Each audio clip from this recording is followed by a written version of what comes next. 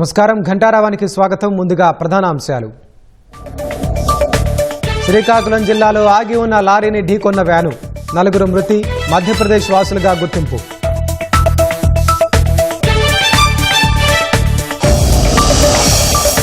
పల్నాడు జిల్లాలో bio diesel బంకులో అగ్ని ప్రమాదం, ఎగసి పడుతున్న మంటను అదుపు చేస్తున్న ఫైర్ సిబ్బంది.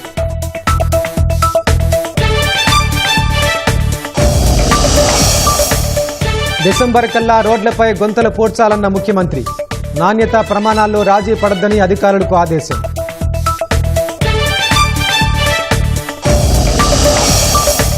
కర్ణాటకలో రాజకీయ సందిగ్ధత వేళ రంగంలోకి అధిష్టానం, సిద్ధరామయ్య, డీకే శివకుమార్తో వేర్వేరుగా ఖర్గే భేటీ.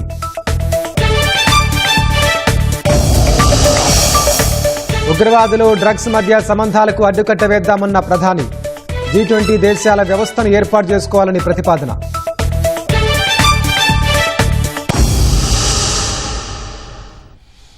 శ్రీకాకుళం జిల్లాలో ఘోర రోడ్డు ప్రమాదం జరిగింది. ఆగి ఉన్న లారీని వ్యాను ఢీకొన్న ఘటనలో 4 మృతి చెందారు. శ్రీశైలం దర్శనానికి వెళ్తుండగా కోటబొమ్మాలి మండలం ఎత్తురాళ్లపాడు వద్ద ప్రమాదం జరిగింది. మృతులను మధ్యప్రదేశ్ వాసులుగా గుర్తించారు.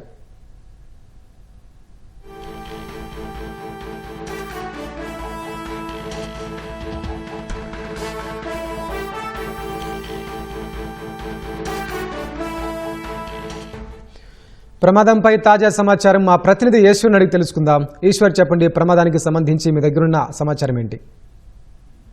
వెంకటేష్, శ్రీకాకుళం జిల్లా కోటబొమ్మాలి మండలం ఎత్తురాళ్లపాడు వద్ద ఘోర రోడ్డు ప్రమాదం చోటు చేసుకుంది.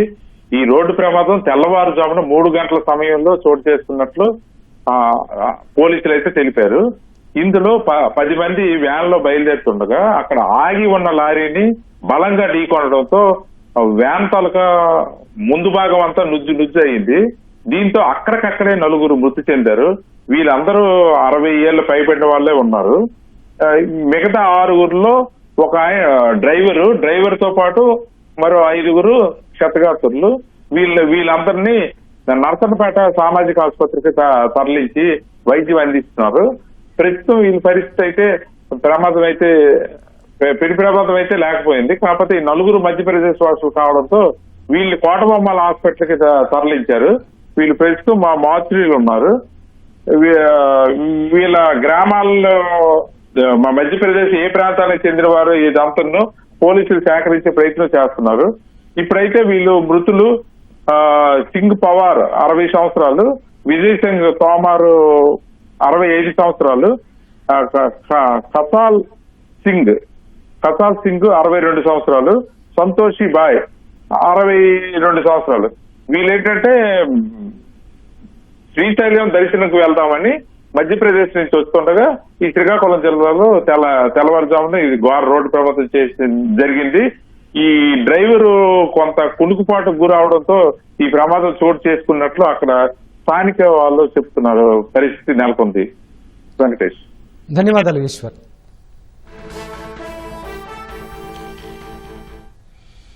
పల్నాడు జిల్లాలో బయో డీజిల్ బంకులో అగ్ని ప్రమాదం జరిగింది. బయో డీజిల్ బంకులో మంటలు భారీగా ఎగిసిపడుతున్నాయి. బయో డీజిల్ బంకులో ట్యాంకు పేలడంతో మంటలు చెలరేగినట్లు తెలుస్తోంది. రెంటచింతల మండలం పాలువాయి జంక్షన్లో ఈ ఘటన జరిగింది. సమాచారం అందుకున్న అగ్నిమాపక సిబ్బంది మంటలార్పుతున్నారు. ఘటనా స్థలానికి చేరుకున్న పోలీసులు విచారణ చేస్తున్నారు.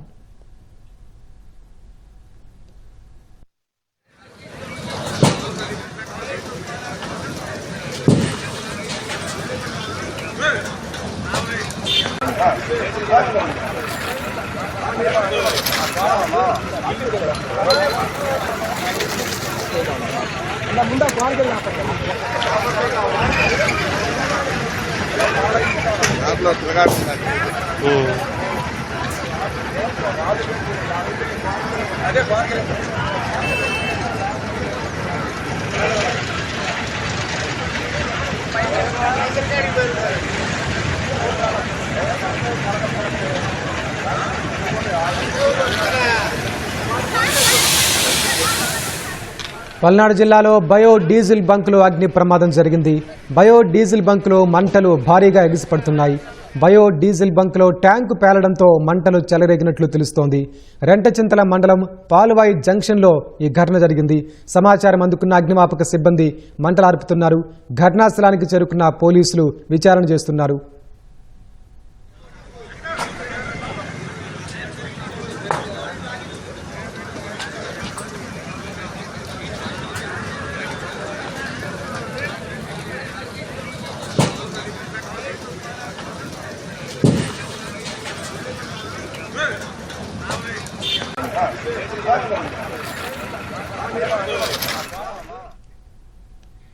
డిసెంబర్ చివరి నాటికి రాష్ట్రంలో రహదారులన్నింటినీ గుంతల రహితంగా తీర్చిదిద్దాలని ముఖ్యమంత్రి చంద్రబాబు అధికారులను ఆదేశించారు.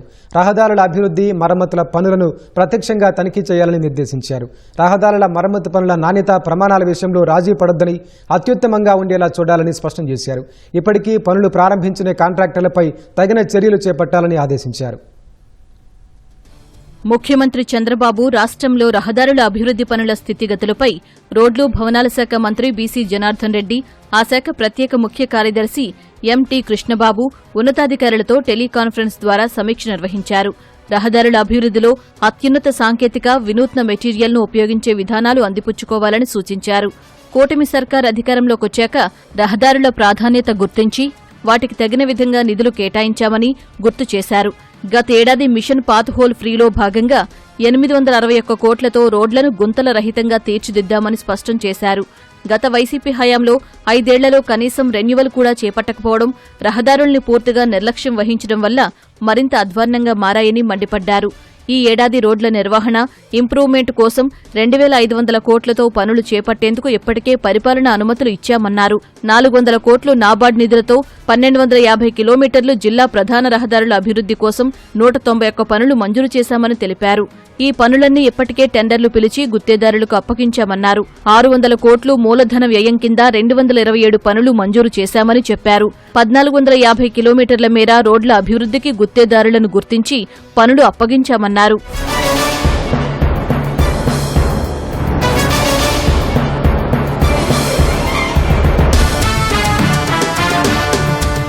2104 కిలోమీటర్ల రహదారుల అభివృద్ది కోసం 274 పనులకు పరిపాలన అనుమతులు ఇచ్చామని సీఎం తెలిపారు.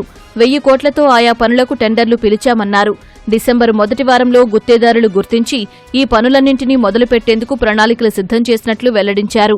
వివిధ కారణాలతో గుత్తేదారులకు అప్పగించి రద్దయిన 277 కోట్లతో 607 కిలోమీటర్ల రహదారుల నిర్వహణ, అభివృద్ది కోసం ప్రతిపాదనలు సిద్ధం చేశామని, రాబోయే 2-3 రోజుల్లో ఈ పనులకు పరిపాలన అనుమతులు మంజూరు చేయడంతో పాటు టెండర్లు పిలిచి పనులు ప్రారంభించాలని స్పష్టం చేశారు. మరో 233 కోట్లతో రహదారులు అభివృద్ది చేస్తున్నామని ఆర్థిక శాఖ నుంచి అనుమతులు వచ్చాయన్నారు. వర్షాకాలం, వరుస తుపానుల వల్ల ఎడతెరిపి లేకుండా వర్షం పడుతున్న క్రమంలో ఈ పనులు ప్రారంభం కాలేదన్నారు. వచ్చే వారంలో ఈ పనులన్నీ యుద్ధ ప్రాతిపదికన ప్రారంభించి డిసెంబర్ నెలాఖరుకు రాష్ట్రంలో రహదారుల అభివృద్ది, మరమ్మతులు పూర్తి చేయాలని ఆదేశించారు.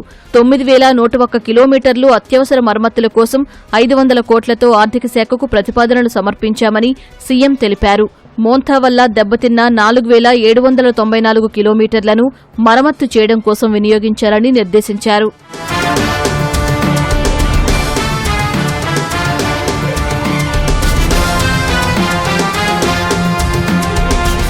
గత ప్రభుత్వం 2 ఏళ్లు గుత్తేదారులు చేసిన పనులకు నిధులు విడుదల చేయలేదని, కూటమి సర్కార్ అధికారంలోకి వచ్చేటప్పటికి 4000 కోట్ల పెండింగ్ బిల్లులు ఉన్నాయని తెలిపారు. సుమారు 1900 కోట్ల బిల్లులను చెల్లించామని వెల్లడించారు. ప్రతి నెలా గుత్తేదారుల పెండింగ్ బిల్లులు చెల్లింపు చేసే విధంగా ప్రణాళికలు ఆర్థిక శాఖ అనుమతితో చేపట్టామన్నారు. రాయలసీమలో పండిన అరటిని ముంబై లాంటి మార్కెట్లకు తరలించేలా చర్యలు చేపట్టాలని ముఖ్యమంత్రి చంద్రబాబు ఆదేశించారు. ముంబై, కోల్కతాకు తరలించి అక్కడి మార్కెట్లలో విక్రయించాలని సూచించారు. ధరల స్థిరీకరణ నిధి ద్వారా మొక్కజొన్న రైతును ఆదుకునేందుకు చర్యలు చేపట్టాలని అధికారులకు దిశానిర్దేశం చేశారు. రాష్ట్రంలో అరటి ధరలు పత్తి, మొక్కజొన్న కొనుగోళ్లపై ముఖ్యమంత్రి చంద్రబాబు అధికారులతో టెలికాన్ఫరెన్స్ నిర్వహించారు. ధరలు, కొనుగోళ్లపై ప్రతిరోజు వ్యాపారులతో సమావేశాలు నిర్వహించాలని ముఖ్యమంత్రి ఆదేశించారు. మహారాష్ట్ర లాంటి ప్రాంతాల్లో ఉన్న మార్కెట్లకు అరటి లోడుతో కూడిన రైల్వే వ్యాగన్లు పంపేందుకు చర్యలు తీసుకోవాలని సూచించారు. ప్రస్తుతం రాయలసీమలో 40,000 హెక్టార్లలో అరటి ఉత్పత్తి అవుతోందని అధికారులు ముఖ్యమంత్రికి వివరించారు. డిసెంబర్ మొదటి వారం నుంచి అరటి ధరలు మళ్లీ పెరిగే అవకాశం ఉందన్నారు. రైతులు నష్టపోకుండా తక్షణం చర్యలు చేపట్టాలని ముఖ్యమంత్రి ఉద్యాన, మార్కెటింగ్ శాఖ అధికారులను ఆదేశించారు.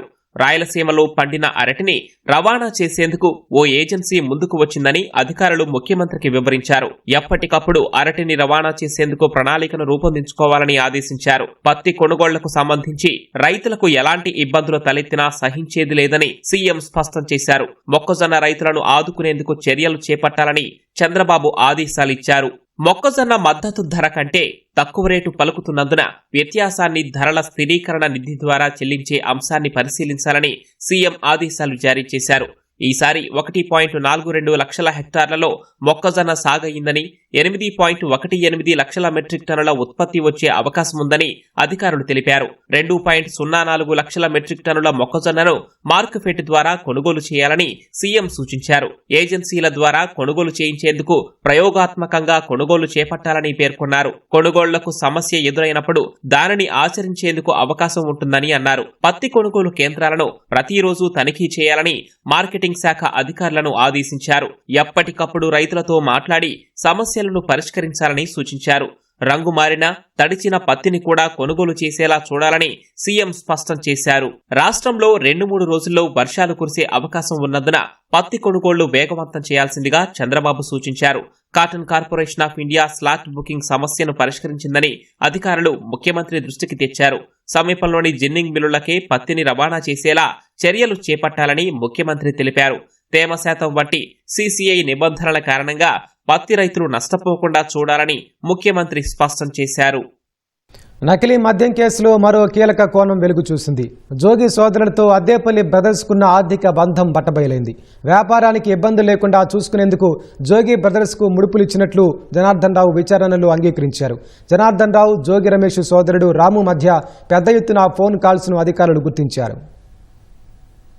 నకిలీ మద్యం వ్యవహారంలో ప్రధాన నిందితుడు జనార్దన్ రావు, వైసీపీ నేత జోగి రమేష్, అతని సోదరుడి మధ్య బంధంపై ఆధారాలు బయటకొస్తున్నాయి. తమ బ్యాంకు ఖాతాల నుంచి డబ్బును డ్రా చేసి అందజేసినట్లు జనార్దన్ రావు కస్టడీలో అంగీకరించాడు. గత 4 ఏళ్లలో పలుమార్లు జనార్దన్ రావు, జగన్మోహన్ రావుల ఖాతాల నుంచి పెద్ద మొత్తంలో విత్డ్రాయల్స్ ఉన్నాయి. వీటిని సీసాలు, స్పిరిట్, మూతలు, లేబుల్స్ సరఫరాదారులతో పాటు జోగి సోదరులకు కూడా ముడుపుల రూపంలో అందజేసినట్లు విచారణలో వెల్లడించారు. అద్దేపల్లి సోదరుల 4 రోజుల కస్టడీ శనివారంతో ముగిసింది. వీరికి సాయంత్రం ప్రభుత్వాసుపత్రిలో వైద్య పరీక్షలు నిర్వహించి ఎక్సైజ్ కోర్టులో హాజరుపరిచారు. అనంతరం జనార్దన్ రావును నెల్లూరు కారాగారానికి, జగన్మోహన్ రావును విజయవాడ జైలుకు తరలించారు.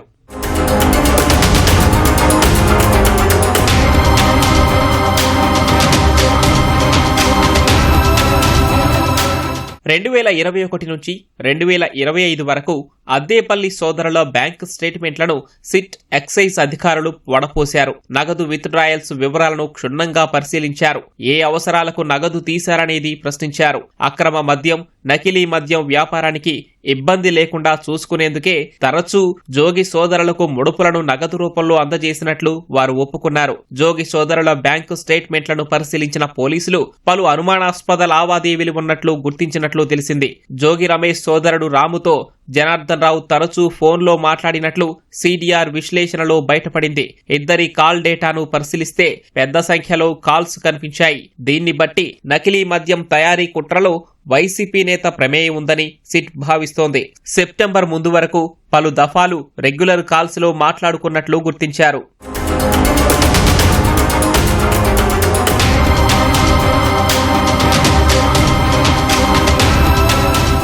ఆఫ్రికా వెళ్లే ముందు సెప్టెంబర్ 23న జోగి రమేష్ ఇంటికి వెళ్లానని జనార్దన్ రావు తన నేరాంగీకార స్టేట్మెంట్లో వెల్లడించారు. నిందితుడు చెప్పిన సమయానికి సీసీ కెమెరాల్లోని దృశ్యాలతో సరిపోలాయి. జనార్దన్ రావు, జోగి రమేష్, రాములు ఒకే లొకేషన్ పరిధిలో ఉన్నట్లు తేలింది.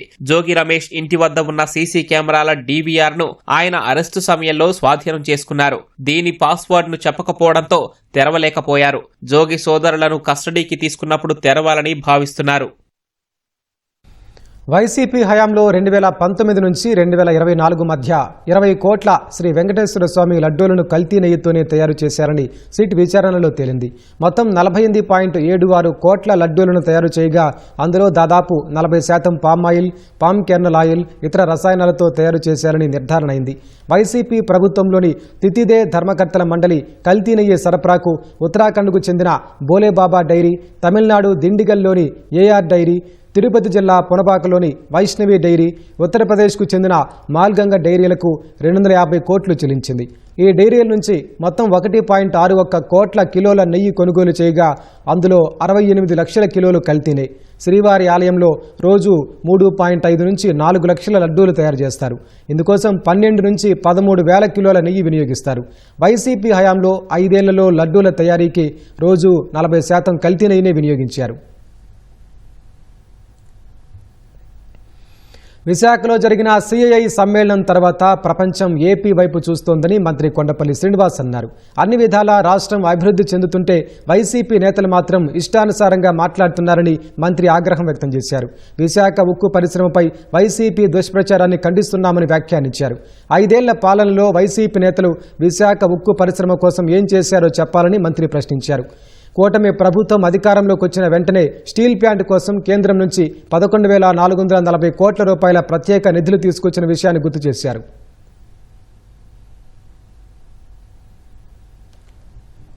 లక్షల కోట్ల పెట్టుబడి ఈ రాష్ట్రానికి తీసుకురావడమే కాకుండా ఆంధ్రప్రదేశ్ రాష్ట్ర ఇమేజ్ ని, ఆంధ్రప్రదేశ్ రాష్ట్ర పాలసీస్ ఏవైతే ఇండస్ట్రియల్ పాలసీస్ ఇవన్నీ కూడా దేశమంతా ప్రపంచమంతా తెలియజేయడానికి ఒక వేదిక అయిందనే విషయాన్ని తెలియజేసుకుంటున్నాను. ఈ వైకాపా నాయకులు ఉన్నారో వాళ్ళు ఈ రాష్ట్రానికి, ఈ రాష్ట్ర ప్రజలకి చేసిందేవి లేదు. ఎంతసేపు విమర్శ చేయడానికే వాళ్ళు ఆలోచన చేస్తున్నారు తప్పించి ఉన్నతమైన ఆలోచన అనేది లేదని నేను భావిస్తున్నాను. క్యాపిటల్ ఇన్ఫ్యూజ్మెంట్ కింద 10,300 కోట్లు, వర్కింగ్ క్యాపిటల్ కింద 1,140 కోట్లు శాంక్షన్ చేయించి తీసుకొచ్చారు. కేంద్ర మంత్రి గారు ఆయన చెప్పడం జరిగింది ప్రైవేటైజేషన్ అనే ఆలోచన లేదని. ప్రభుత్వం, కేంద్ర ప్రభుత్వం, రాష్ట్ర ప్రభుత్వం చెప్పినా సరే ఇంకా ప్రజలను తప్పుద్రోవ పెట్టి లేనిపోని అపోహలు క్రియేట్ చేస్తున్నారు. గత 5 సంవత్సరాల్లో మరి అదే స్టీల్ ప్లాంట్ ఇబ్బందుల్లో ఉంటే మీరేం చేశారు? గుంటూరు జిల్లా కొల్లిపర మండలం కంచవరంలోని శ్రీ వారాహి అమ్మవారిని కేంద్ర మంత్రి పెమ్మసాని చంద్రశేఖర్ దర్శించుకున్నారు. ఆలయ అర్చకులు పూర్ణకుంభంతో ఘనంగా స్వాగతం పలికారు. అనంతరం ఆలయంలోని కళ్యాణ మండపాన్ని ఆయన ప్రారంభించారు. ఆలయాన్ని నిర్మించి ఇక్కడ వృద్ధాశ్రమం స్కిల్ డెవలప్మెంట్ చేస్తున్న నిర్వాహకులకు పెమ్మసాని చంద్రశేఖర్ ప్రత్యేకంగా అభినందనలు తెలిపారు. దాదాపుగా 5-6 కోట్ల రూపాయలు ఖర్చు పెట్టి ఒక మంచి కళ్యాణ మండపం, దేవాలయం, తర్వాత స్కిల్ డెవలప్మెంట్ సెంటర్, పెద్దలకి వృద్ధాశ్రమం, ఇట్లా అదే ఒక ఇంజనీరింగ్ దానికి స్టార్ట్అప్ లాగా చిన్న బిల్డింగ్ ఇవన్నీ కట్టారు. వాళ్ళందరికీ ధన్యవాదాలు. అదేవిధంగా వారు స్కిల్ డెవలప్మెంట్ సెంటర్ కూడా కోరుకుంటా ఉన్నారు. దాన్ని చూసి ఎలా కోఆర్డినేట్ చేయాలో చేస్తాం. అదేవిధంగా అమ్మవారి ఆలయానికి వచ్చేటువంటి ఆదాయాన్ని, కళ్యాణ మండపం ద్వారా వచ్చే ఆదాయాన్ని, ఈ రెండింటిని మెయింటెనెన్స్ పెట్టి ఈ ప్రాంతాన్ని సస్టైనబుల్గా లాంగ్ టర్మ్గా చేయాలని మంచి ఆలోచన చేశారు. కాబట్టి అలాంటి మంచి ఆలోచన చేసిన వారికి మనస్ఫూర్తిగా ధన్యవాదాలు. వారి కుటుంబానికి మంచి జరగాలని కోరుకుంటా ఉన్నాను. Thank you. గుంటూరులో గంజాయి విక్రయిస్తున్న 4గురిని లాలాపేట పోలీసులు అరెస్టు చేశారు. పోలీసులకు సమాచారంతో స్థానిక బీఆర్ స్టేడియం 4 నిందితులను అదుపులోకి తీసుకుని వారి నుంచి కిలో 800 గ్రాముల గంజాయి స్వాధీనం చేసుకున్నట్లు డీఎస్పీ అజీజ్ తెలిపారు. లాలాపేట పోలీస్ పరిధిలో సిఐ గారు, వారి సిబ్బంది, ఎస్పీ గారి స్పెషల్ పార్టీ సహకారంతో షేక్ ఖాజా మియా, షేక్ మస్తాన్, షేక్ మావుస్బానీ, గన్నవరం తేజ అనే వారిని బీఆర్ స్టేడియం ఎదురు కోడిగుడి సదనం వద్ద అరెస్ట్ చేయడం జరిగింది. సుమారు 1 కేజీ 200 గ్రాముల గంజాయిని స్వాధీనపరచడం జరిగింది. దీని మీద కేసు నమోదు చేసి దర్యాప్తు చేస్తున్నారు. ఈ ముద్దాయిల్ని కోర్టులో ప్రొడ్యూస్ చేయడం జరుగుతుంది. దర్యాప్తులో ఈ నలుగురు విచారిస్తే వీళ్ళ దగ్గర కొనే ఎవరెవరు కొంటున్నారు అనే విషయం, వీళ్ళకి ఎక్కడి నుంచి వస్తుంది గంజాయి అనే విషయం కూడా విచారణ జరిగింది. ముందుగా వీళ్ళ దగ్గర కొనేవాళ్ళు ఒక 8 మంది పేర్లు వచ్చినాయి. వాటి గురించి కూడా నిజంగా కొన్నారా లేదా అది ఇన్వెస్టిగేషన్లో విచారిస్తారు. సినిమాల పైరసీ వ్యవహారంలో ఐబొమ్మ రవి విచారణ కొనసాగుతోంది. కస్టడీలో పొంతనలేని సమాధానాలు చెబుతున్నట్టు సమాచారం. పైరసీ వెనుక అసలు వ్యక్తులు, నగదు లావాదేవీలు, బెట్టింగ్ యాప్ల నిర్వాహకులపై సైబర్ క్రైమ్ పోలీసులు అడిగిన ప్రశ్నలకు నిందితుడు సరైన సమాధానాలు చెప్పడం లేదని తెలుస్తోంది. ఐబొమ్మ రవిని కస్టడీలో భాగంగా సైబర్ క్రైమ్ పోలీసులు 3వ రోజు విచారించారు. ఐబొమ్మ, బప్పం వెబ్సైట్ల సర్వర్లు, నగదు లావాదేవీలు, బ్యాంకు ఖాతాల గురించి విచారిస్తే తనకు గుర్తు వచ్చాక చెబుతానని తప్పించుకునే ప్రయత్నం చేసినట్లు సమాచారం. కేసు తీవ్రతను దృష్టిలో పెట్టుకుని నిందితుడి నుంచి వివరాలు సేకరిస్తున్నారు. రవి నివాసంలో స్వాధీనం చేసుకున్న హార్డ్ డిస్కులు, కంప్యూటర్లు, బ్యాంకు ఖాతాల వివరాలను అతని ఎదురుగా ఉంచి ప్రశ్నించినట్టు సమాచారం. 3 రోజులుగా సరైన జవాబులివ్వకుండా పోలీసులను నిందితుడు రవి అయోమయానికి గురి చేసేందుకు ప్రయత్నం చేశాడు. తాను తప్పు చేయలేదని వాదించే ప్రయత్నం చేసినట్టు తెలుస్తోంది. 2019లో ఐబొమ్మ వేదికను సినిమాల సమీక్షల కోసం అందుబాటులోకి తెచ్చారని చెప్పినట్టు సమాచారం. ఆ తర్వాత సామాజిక మాధ్యమాలు, టెలిగ్రామ్ యాపుల్లో ఉంచే కొత్త సినిమాలను సాఫ్ట్వేర్ సహాయంతో HD క్వాలిటీగా మార్చి అప్లోడ్ చేసినట్టు అంగీకరించినట్లు తెలిసింది.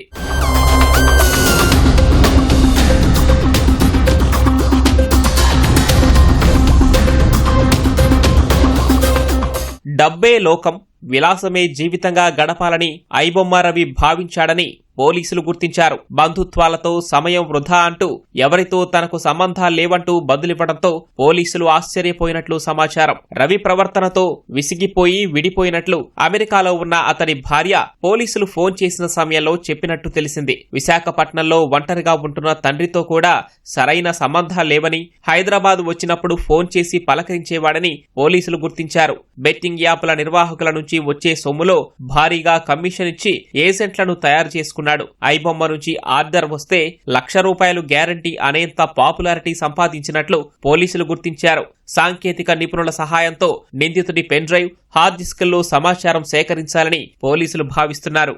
ఎథికల్ హ్యాకర్ల సహాయంతో నిందితుడి సర్వర్ ఐపీలను పోలీసులు గుర్తించినట్టు సమాచారం. నెదర్లాండ్, ఫ్రాన్స్, స్విట్జర్లాండ్లో సర్వర్లు ఉపయోగించుకుని వెబ్సైట్లో సినిమాలు అప్లోడ్ చేస్తున్నట్లు పోలీసులు నిర్ధారణకు వచ్చారు. ప్రతి 20 రోజులకు ఒక దేశం వెళ్తాడని, USBT ద్వారా వచ్చే డబ్బును విలాసాలకే ఖర్చు చేసేవాడని గుర్తించారు. అతని 35 బ్యాంకు ఖాతాలను పోలీసులు పరిశీలిస్తున్నారు. వాటి వివరాల కోసం ఆయా బ్యాంకులకు సమాచారం పంపించారు. నిందితుడు సోదరి, స్నేహితుడు రవి బ్యాంకు ఖాతాల్లో పలుమార్లు నగదు జమ చేసినట్టు పోలీసులు గుర్తించారు. ఐబొమ్మ రవికి మరో 2 రోజుల్లో కస్టడీ పూర్తి కానుండటంతో అతన్ని మరింత లోతుగా విచారించి మరిన్ని వివరాలు రాబట్టాలని పోలీసులు భావిస్తున్నారు.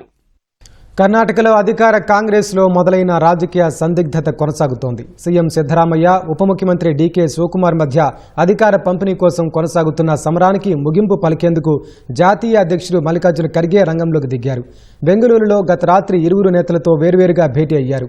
ఇటీవల శివకుమార్ మద్దతుదారులు ఢిల్లీలోని తన నివాసానికి రావడంపై ఖర్గే ఆగ్రహం వ్యక్తం చేసినట్లు తెలుస్తోంది. విదేశీ పర్యటనలో ఉన్న రాహుల్ గాంధీతో ఫోన్లో మాట్లాడి ప్రస్తుత పరిణామాలపై సమాచారం అందించినట్లు తెలుస్తోంది. ఈ నెల 25న రాహుల్ స్వదేశానికి తిరిగి వస్తారని చెప్పడంతో అప్పటి వరకు ఎలాంటి ప్రకటన చేయరాదని నిర్ణయించినట్లు పార్టీ వర్గాలు చెబుతున్నాయి. అటు నేతలు ఎవరూ అనవసర వ్యాఖ్యలు చేయకుండా అధిష్టానం హెచ్చరించాలని సీఎం సిద్ధరామయ్య ఖర్గేను కోరినట్లు తెలుస్తోంది. ఇరువురు నేతలు మద్దతు కూడగట్టుకునే ప్రయత్నాలను ముమ్మరం చేసినట్లు సమాచారం. అధికార పంపిణీకి ఎమ్మెల్యేల అభిప్రాయమే కీలకమైతే తమ బలాన్ని నిరూపించుకునేందుకు వారు సిద్ధమవుతున్నట్లు సమాచారం. ఉగ్రవాదులకు, మాదక ద్రవ్యాలకు మధ్యనున్న సంబంధాలకు అడ్డుకట్ట వేద్దామని ప్రధాని నరేంద్ర మోదీ G20 సదస్సులో పిలుపునిచ్చారు. ఈ మేరకు కూటమి దేశాలు ఒక వ్యవస్థను ఏర్పాటు చేసుకోవాలని ప్రతిపాదించారు. జోహన్నెస్బర్గ్లో జరుగుతున్న G20 శిఖరాగ్ర సదస్సులో పాల్గొన్న ప్రధాని అభివృద్ధి ప్రమాణాలను పునర్నిర్వచించుకునేందుకు ఇది సరైన సమయమని, సమ్మిళిత, సుస్థిర అభివృద్ధిపై దృష్టి కేంద్రీకరించాలని సూచించారు. దక్షిణాఫ్రికా జోహన్నెస్బర్గ్లో G20 దేశాల శిఖరాగ్ర సదస్సు శనివారం ప్రారంభమైంది. ఈ సదస్సులో పాల్గొన్న ప్రధాని నరేంద్ర మోదీ సమ్మిళిత, సుస్థిర ఆర్థికాభివృద్ధి అనే అంశంపై ప్రసంగించారు. ప్రపంచాభివృద్ధే లక్ష్యంగా 6 కొత్త ప్రతిపాదనలు చేశారు. ప్రపంచవ్యాప్త సంప్రదాయ విజ్ఞాన నిధి ఏర్పాటు, global health care response team, ఉగ్రవాదులు, డ్రగ్స్ సంబంధాలకు అడ్డుకట్ట వేయడం వంటివి అందులో ఉన్నాయి. ఉగ్రవాదులు, మాదక ద్రవ్యాల మధ్య సంబంధాలకు అడ్డుకట్ట వేద్దామని మోదీ పిలుపునిచ్చారు. ఇందుకోసం కూటమి దేశాలు ఒక వ్యవస్థను ఏర్పాటు చేసుకోవాలని ప్రతిపాదించారు. ఆరోగ్య రక్షణకు ప్రపంచవ్యాప్తంగా ప్రతిస్పందన బృందం ఏర్పాటు కావాలని ప్రధాని ఆకాంక్షించారు. అత్యవసర పరిస్థితిలో రంగంలోకి దిగేందుకు సన్నద్ధంగా ఉండాలన్నారు. పర్యావరణ సమతుల్యాన్ని పరిరక్షిస్తూ సాంస్కృతికంగా సమున్నతంగా ఉంటూ సామాజిక జీవనాన్ని మెరుగుపరిచేలా ప్రపంచవ్యాప్త సంప్రదాయ విజ్ఞాన నిధిని G20లో ఏర్పాటు చేయాల్సిన అవసరం ఉందని మోదీ నొక్కి చెప్పారు. భారతీయ నాగరికత విలువలు, ముఖ్యంగా సమగ్ర మానవత్వ సూత్రాలు దారి చూపిస్తాయని చెప్పారు. పునర్వినియోగం, శుద్ధ ఇంధనం, సుస్థిరతకు భారత్ కట్టుబడి ఉందని ప్రధాని స్పష్టం చేశారు. G20 open satellite data partnership ఏర్పాటు చేసి అంతరిక్ష సంస్థల మధ్య సహకారాన్ని అందిపుచ్చుకోవాలని ప్రతిపాదించారు. తద్వారా దక్షిణార్ధగోళ దేశాలకు ఉపగ్రహ సేవలు మరింత అందుబాటులోకొస్తాయని మోదీ అభిప్రాయపడ్డారు. G20 శిఖరాగ్ర సదస్సు ఓ ఉమ్మడి ప్రకటనను ఆమోదించింది. అమెరికా అడ్డుకోవాలని ప్రయత్నించిన G20 దేశాల నేతలు తీర్మానాన్ని ఏకగ్రీవంగా ఆమోదించుకున్నారు. సంఘటితత్వం, సమానత్వం, సుస్థిరతలు సమ్మిళిత వృద్ధికి మూలస్తంభాలని తీర్మానం పేర్కొంది. ఇంధన భద్రత, వాతావరణ కార్యాచరణ, విపత్తులను ఎదుర్కొనే సన్నద్ధత వంటి వాటిని ప్రస్తావించింది. ఒక దేశ సార్వభౌమత్వం పరిధిలోకి మరో దేశం చొరబడకుండా సంయమనం పాటించాలని తీర్మానం పేర్కొంది. అంతర్జాతీయ కట్టుబాట్లకు లోబడి బహుళ పాక్షికవాద స్ఫూర్తితో సహకారం కొనసాగించుకోవాలని G20 తీర్మానించింది. ఇది ఆఫ్రికా ఖండంలో విప్లవాత్మక మార్పులు తీసుకువస్తుందని, బహుళ పాక్షికవాదాన్ని బలపరుస్తుందని దక్షిణాఫ్రికా పేర్కొంది. సాధారణంగా సదస్సు ముగింపు సమయంలో తీర్మానం చేస్తారు. దానికి విరుద్ధంగా ఈసారి ప్రారంభంలోనే ఆమోదించారు. అమెరికా ఈ సదస్సులో పాల్గొన్నా పాల్గొనకపోయినా G20 మాత్రం కొనసాగుతుందని దక్షిణాఫ్రికా పేర్కొంది.